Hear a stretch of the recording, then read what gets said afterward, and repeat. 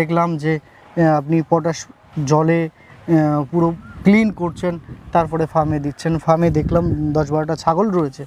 তো এই পরিবেশে কতটা উপযুক্ত ছাগল পালনের জন্য? দেখুন, আমি বলবো যে এর থেকে ভালো পরিবেশ ছাগল পালনের জন্য হয় না। সব থেকে পারফেক্ট যেটা, দেখুন এখানে খুব সুন্দর আবহাওয়া এবং ছাগল পালন করার জন্য যে গেজিং এরিয়া লাগে সেই গেজিং এরিয়াটা আছে, কারণ এই যে পুকুর পাড়টা এরা গেজিং করতে পারছে।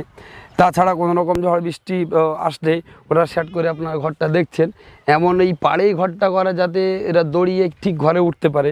এবং আরেকটা প্ল্যান আমি দাদাকে দিয়েছিলাম যে যেহেতু এটা কিন্তু ফাঁকা মাঠের মধ্যে, আপনি দেখছেন জায়গাটা ফাঁকা মাঠের মধ্যে, তো আমি এটা ইট দিয়ে গাড়তে এই জন্য বলেছি অনেকে টিন দিয়ে ছাউনি এবং টিনের বেড়া, তবে মধ্যে ঝড়ে উড়ে যেতে পারে। যেমন আমফান যে আমাদের একটা শিক্ষা দিয়ে গেছে, আমফান একটা ঝড়, যে আমাদেরকে মাঠের মধ্যে ফাঁকা মাঠের মধ্যে ঘর করতে হলে এবং ফার্মিং করতে হলে আমাদের সেই মজবুতির সাথে এবং সেই ভরসার সাথে করতে হবে যাতে কোনো ঝড়টাকে আমরা কভার করতে পারি। যে ফার্মারকে দিলেন সেই ফার্মার খাবারের দিক থেকে কতটা ফিডব্যাক?